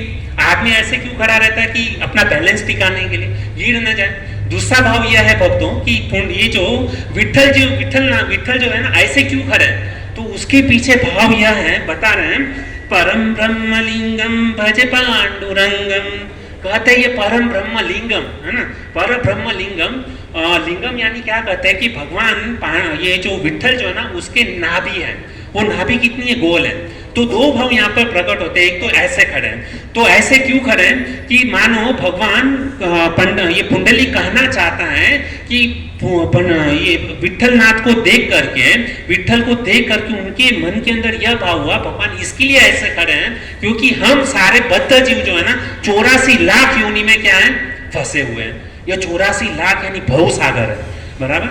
तो इस भव सागर को पार करने के लिए, समंदर पार करना है ना, भव सागर को पार करना है। यदि किसी को नदी पार करनी है, बराबर, तो व्यक्ति नदी कभी पार कर पाएगा जब भी पानी कम हो। पानी कम यानी कमर के जितना पानी होगा तब तक वह नदी पार कर पाएगा। कमर जितना पानी है तो व्यक्ति उसमें स्नान कर सकता है, स्विमिंग कर सकता है, नहा सकता है, और इस पार से उस पार जा सकता है। लेकिन पानी यदि ज्यादा होगा तो पार नहीं कर पाएगा। तो मानो विठल यह दिखा रहे हैं कि मैं इसके लिए ऐसा खड़ा हूं कि मैंने तुम्हारे लिए यह जो भव सागर जो है ना वह कैसे कर दिया, एकदम पानी कम कर दिया और खाली कमर जितना रखा है ताकि तुम आसानी से भव सागर को पार कर सको। यह भाव क्या है, ये पुंडलिक ने दिखा। दूसरा भाव यह दिखाया कि ये जो विठल जी है ना उसमें क्या है, नाभि है। तो भगवान अपने भक्तों के लिए इतने कृपालु हैं। यह जो ब्रह्मा जी जिसने इस सृष्टि का सर्जन किया है ना, तो वो ब्रह्मा जी कहाँ से पैदा हुए हैं, तो कहते हैं कि उनकी उत्पत्ति कहाँ से हुई कि भगवान जो विष्णु जो है ना उनके नाभि कमल से क्या हुआ, एक पुष्प निकला और उस पुष्प में से क्या हुआ, ब्रह्मा जी प्रकट हुए। तो सोचे कि जिस पुष्प में से, जिस नाभि में से ब्रह्मा जी प्रकट हुए, बराबर, और उस ब्रह्मा जी ने इतना सारा ब्रह्मांड की क्या की रचना की। यह पूरा ब्रह्मांड कितना बड़ा है, और इतने पूरे ब्रह्मांड में से इस भव सागर को पार करना कितना तकलीफ वाला काम है। तो भगवान ने यह सोचा कि ये जो कलयुग का जीव है उसके लिए पूरा भव सागर ब्रह्मांड को पार करना बहुत ही मुश्किल है। तो उसके लिए भगवान ने क्या किया, यह जो भव सागर को है ना अब कितना छोटा सा बना दिया, एकदम जो भगवान की जो नाभि है ना, जैसे उस नाभि को खाली पार करना है, उसको छलांग लगाना है तो कितना आसान है ना, केवल एक जंप मारो तो भगवान की नाभि जो है ना उसको क्रॉस कर सकते हैं। तो भगवान चाहते हैं कि भगवान ने हमारे लिए इतना सरल बना दिया, केवल आप क्या करो, उस नाभि को पार करो, आप मेरे धाम में आ जाओगे। भगवान छोटी से छोटी सेवा से क्या हो जाते हैं, प्रसन्न हो जाते हैं। तो ये जो पुंडलिक जो है ना उसने बहुत ही सुंदर भाषा में क्या किया है, भगवान की स्तुति की है। वो अष्टकम श्लोक जो है ना आप गूगल के ऊपर सर्च मारोगे तो आपको मिल जाएगा। तो आज की कथा का सार यह है, यदि कोई भी व्यक्ति अपने माता पिता की सेवा, खाली शरीर से सेवा नहीं करना है, लेकिन उसको क्या करना है, भजन भक्ति उनको प्रदान करना है ताकि आत्मा का क्या हो, शुद्धिकरण हो। और ऐसे माता पिता की यदि हम सेवा करेंगे तो हमको निश्चित रूप से भगवान का धाम मिलेगा। हरे कृष्ण।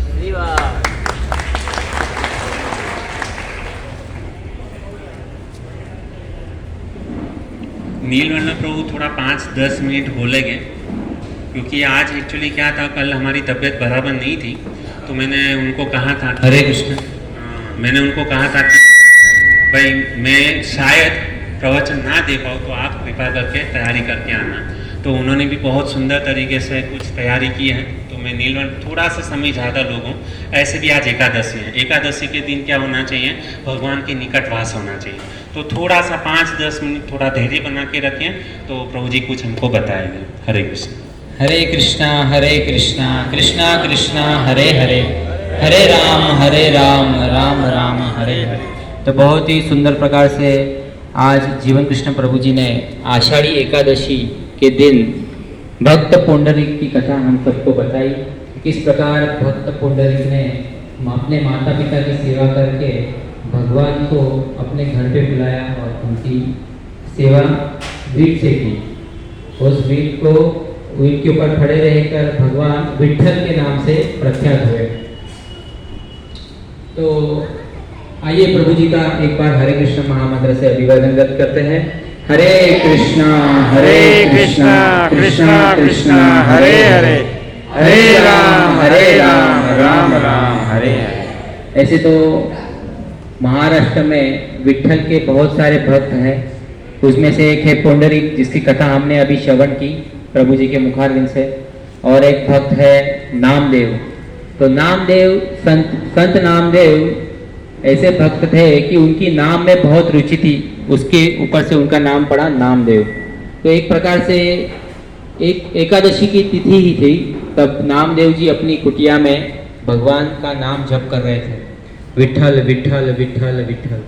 तो भगवान खुद साक्षात ब्राह्मण का रूप बनाकर उनकी कुटिया के पास आए और कहे कि भिक्षा दे।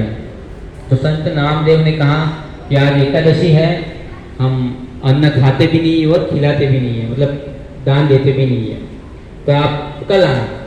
तो ब्राह्मण ने तो भगवान के वेश में आए थे, ब्राह्मण के रूप में, मतलब भगवान खुद ही ब्राह्मण के वेश में आए थे। तो उन्होंने कहा नहीं, हमें तो बहुत दिनों से भूखा हूँ, मुझे आज ही कुछ दे दीजिए वरना मैं मर जाऊँगा। तो नामदेव की एकादशी में बहुत निष्ठा थी। एकादशी की तिथि पर वो अन्न खाते भी नहीं थे और खिलाते भी नहीं थे। क्यों? क्योंकि एकादशी के दिन अन्न में पाप का वास होता है ना। और एकादशी के दिन अन्न खाने से हमको बहुत बड़ा पाप लगता है और अन्न खिलाने से भी पाप लगता है। इसलिए अन्न खिलाना भी नहीं चाहिए, अन्न देना भी नहीं चाहिए, अन्न दान करना भी नहीं चाहिए। तो संत नामदेव ने मना कर दिया, नहीं आज तो मैं नहीं दे पाऊंगा। तो वो भगवान ब्राह्मण के रूप में आए थे, वो मूर्छित हो गए, मतलब नाटक करके मूर्छित हो गए। तो आजू बाजू सब लोग ने कहा कि अरे नामदेव तुम कैसे संत हो, अरे साक्षात ब्राह्मण तुम्हारे पास भिक्षा मांगने आए हैं और तुम उनको भिक्षा नहीं दे रहे हो, कैसे संत हो तुम। तो नामदेव ने उन पर ध्यान नहीं दिया, क्योंकि उनको पता था कि मैं जो कार्य कर रहा हूँ वो सत्य है। और संत नामदेव को 27 बार भगवान ने साक्षात दर्शन दिए थे, विठल भगवान। तो उनकी भगवान ने खूब श्रद्धा थी। तो वो भगवान जो ब्राह्मण का रूप लेके आए थे, वो समझो ऐसा मर ही गए, ऐसा नाटक कर रहे थे। तो सब लोग उनको स्मशान में लेके गए, मतलब जलाने के लिए। तो फिर भी वो नामदेव अपना नाम नहीं छोड़ रहे थे, विठल विठल विठल कर रहे थे। तो फिर सब आजू बाजू वाले ने बोला कि अरे नामदेव तुम्हारे पर ब्राह्मण हत्या का पाप लगा है, तुमने एक ब्राह्मण को मारने का पाप तुम्हारे ऊपर लगा है। तो नामदेव ने कहा तो ठीक है, क्या करना पड़ेगा मुझे प्रायश्चित के लिए। तो ये ब्राह्मण के साथ में चिता में तुमको भी जलना पड़ेगा। नामदेव ने कहा ठीक है। तो अपने नाम में मस्त थे, विठल विठल विठल कर रहे थे। तो वो चिता के ऊपर उस ब्राह्मण को लेटा है और उसके ऊपर वो नामदेव भी बैठ गया। और जैसे ही चिता को आग लगाने जा रहे थे, भगवान ने सोचा मैं तो नाटक कर रहा हूँ, लेकिन साथ साथ ये नामदेव भी चल जाएगा तो बड़ा पाप लगेगा। तो वो फटक से खड़े हो गए, भगवान होश में आ गए और कहने लगे नहीं मैं तो ऐसे ही आया था परीक्षा लेने के लिए। तो फिर सारे ब्राह्मणों ने कहा अरे नामदेव तो बड़े संत है, उनकी हमें उपेक्षा नहीं करनी चाहिए। तो इस प्रकार से संत नामदेव बहुत बड़े भक्त हो गए एक महाराष्ट्र में। और एक प्रकार से इस प्रकार से कथा है संत नामदेव की कि एक बार संत नामदेव बहुत ही नाम जप कर रहे थे और वो संत ज्ञानेश्वर और उनकी बहन ने एक बार मीटिंग रखी संत गोरा कुमार के घर पर। तो उन्होंने सब संत को बुलाया और उन्होंने कहा कि देखते हैं कि कौन सच्चा संत है, पक्का संत है। तो जो गोरा संत गोरा कुंभार के घर पे, कुंभार थे ना, तो उनके घर पे मटके बनाने का उनका बिजनेस था, कुंभार के इसलिए। तो कुंभार मटके पीटने के लिए वो थापी होती है, तो वो थापी से सब संत के पीछे मारते थे, उनकी बहन सब संत के पीछे मारती थी। तो सब संत के पीछे मारा तो सब संत कुछ नहीं बोले, लेकिन जब नामदेव के पीछे मारा तो संत नामदेव ने कहा, अरे इसमें परीक्षा लेने की क्या जरूरत है, संत के ऊपर थोड़ी विश्वास किया जाता है, 27 बार भगवान ने मुझे दर्शन दिया, क्या तुम्हें नहीं पता। तो सब फिर वो संत ज्ञानेश्वर ने उसकी बहन से पूछा कि कौन सच्चा संत है। तो संत ज्ञानेश्वर की बहन ने कहा कि ये सब संत सच्चे हैं, खाली ये नामदेव की थोड़ी भक्ति बाकी रह गई, वो भी संत है लेकिन थोड़ी भक्ति अभी अधूरी रह गई है।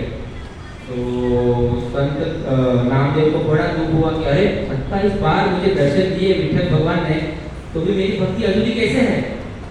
तो फिर वो जाते हैं विठल भगवान के पास रोते हुए, अपसेट होके, उदास होके, और विठल भगवान से कहते हैं, विठल भगवान कहते हैं, अरे क्यों रो रहे हो, क्यों रो क्यों रहे हो। तो संत नामदेव ने कहा कि ऐसे ऐसे हो गया कि मेरी भक्ति अधूरी है, अभी तक पूरी नहीं हुई है, मेरी भक्ति अभी पूर्ण नहीं हुई है। आपने मुझे इतनी बार दर्शन दिए तो मेरी भक्ति अधूरी कैसे हो सकती है, साक्षात भगवान आप हो और आप ही मुझे दर्शन दे रहे हो, तो मेरी भक्ति अपूर्ण कैसे हो सकती है। तब विठल भगवान ने कहा कि देखो नामदेव, तुम भक्त हो, लेकिन वो संत ज्ञानेश्वर की बहन ने सत्य कहा है कि तुम्हारी 90% भक्ति पहुंच गई है, 10% भक्ति बाकी रह गई है, मतलब थोड़े कम भक्त हो, मतलब थोड़ी भक्ति अधूरी है। तब संत नामदेव ने पूछा भगवान से, विठल से, क्यों ऐसा क्यों, आप तो मुझे साक्षात दर्शन दे रहे हो, और जिसको भगवान का साक्षात दर्शन हो जाए उसकी भक्ति अधूरी कैसे हो सकती है। तो विठल भगवान ने कहा कि देखो नामदेव, तुमने खुद तपस्या करके, साधना करके मुझे प्राप्त किया है, तुमने कोई गुरु नहीं बनाया है, जब तक गुरु नहीं बनाते तब तक भक्ति अधूरी मानी जाती है। तो फिर संत नामदेव ने कहा तो मैं अभी क्या करूं, आप ही बताओ कि मैं किसे गुरु बनाऊं। तो फिर भगवान ने खुद कहा कि जाओ एक गांव के पास खेचरी नाम का भक्त है, उसे अपना गुरु बनाओ।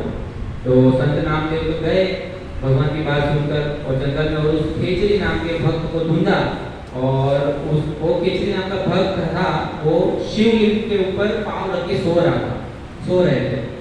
तो संत नामदेव ने देखा कि अरे ये कैसे सच हो सकता है, और इसे मैं अपना गुरु कैसे बनाऊं, ये तो शिवलिंग के ऊपर पाव रख के सो रहा है, साक्षात भगवान के ऊपर पाव रख के सो रहा है।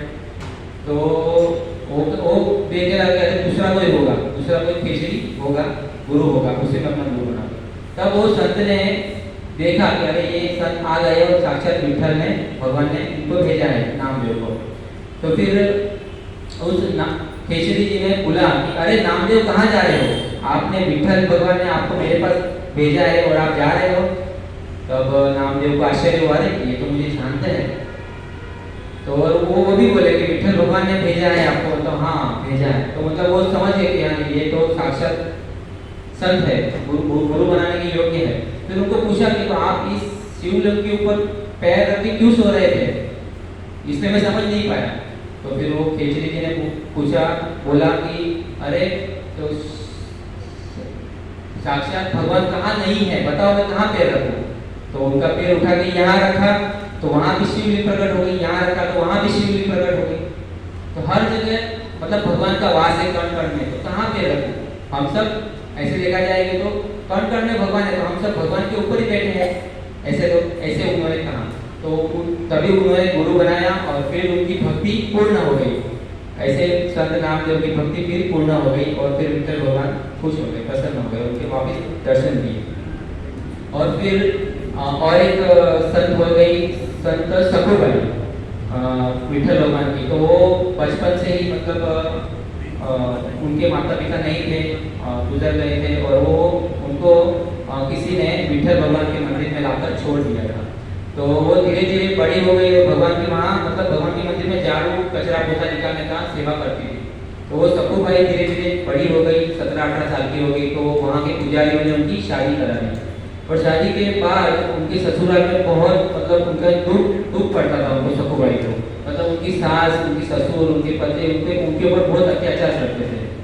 तो एक दिन ऐसा आया कि वहाँ से पंढरपुर गांव में वहाँ से सब लोग भगवान के दर्शन करने जा रहे थे, विठल के दर्शन करने जा रहे थे और कीर्तन करते करते जा रहे थे, जय जय विठल विठल विठला, ऐसे कीर्तन करते करते जा रहे थे। और वो सखूबाई बाहर, घर के बाहर बर्तन मांज रही थी। तो उन्होंने देखा, अरे ये मेरे विठल के पास जा रहे हैं, तो तू यहाँ मैं भी जाऊँ। तो उनको मन हो गया जाने का, तो वो भी जाने लगी और जाने लगी कीर्तन करते करते विठल का दर्शन करने। लेकिन कुछ गांव वालों ने उनको देख लिया, वो जो जिससे उसकी शादी कराई थी उनको बता दिया। तो उनको बता दिया तो फिर वो वापिस उनको लेके आए और वो बांध दिया, रस्सी से बांध दिया और बहुत मारा उनको, सखूबाई को बहुत दुखी कर दिया। और फिर भगवान ने ये सब देखा और फिर उनको मन किया, तो फिर भगवान साक्षात वहाँ पे आए और वो खुद बन गए और सखूबाई को कहा आप जाइए मेरा दर्शन करने। तो फिर वो वापिस सखूबाई वो कीर्तन मंडली के साथ में कीर्तन करते करते गई और भगवान यहाँ पे बन गए। और भगवान को भी उनके लिए मार खाना पड़ा और अपने भक्त के खातिर भगवान भी क्या करे, मार भी खाते और गाली भी सुनते हैं। तो ये है भगवान की करुणा। तो ये है सखूबाई। और फिर सखूबाई वापिस नहीं आई, फिर वहाँ ही उनकी समाधि है, मंदिर के बाहर ही उनकी समाधि है सखूबाई की। भगवान विठल का जो मंदिर है ना, मेन मंदिर, वहाँ की उनकी समाधि है। और एक भक्त हो गए रमाबाई।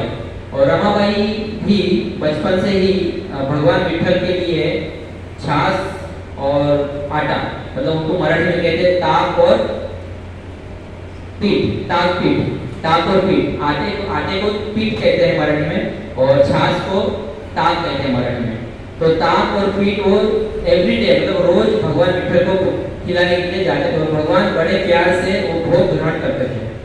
तो एक दिन ऐसा हुआ कि उनकी उम्र हो गई, तो रमाबाई की उम्र हो गई और वो घर पे ही थी और भगवान भी चिंतित हो गए, अरे बड़े प्रेम से मेरे लिए रोज ताक और आटा, छाछ और आटा रोज आता था भोग लगाने के लिए, मैं खाता था बड़े प्रेम से, अभी क्यों नहीं आ रहा है।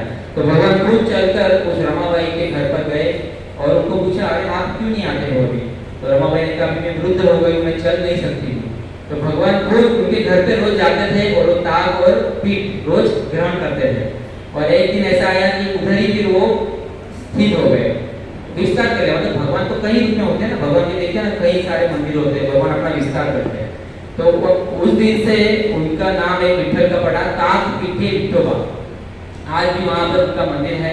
और जो लोग भक्त लोग, यात्री लोग वहाँ पे विठल भगवान के मंदिर में बहुत भीड़ होती है ना, तो दर्शन नहीं कर पाते हैं, तो वहाँ पे ताक पीठे विठोबा का दर्शन कर लेते हैं ना, तो उनका दर्शन साक्षात हो जाता है। तो बहुत बहुत धन्यवाद आप सभी भक्तों का, आप सबने आए। और इसी प्रकार महाराष्ट्र में बहुत सारे संत हो गए। एक महान संत है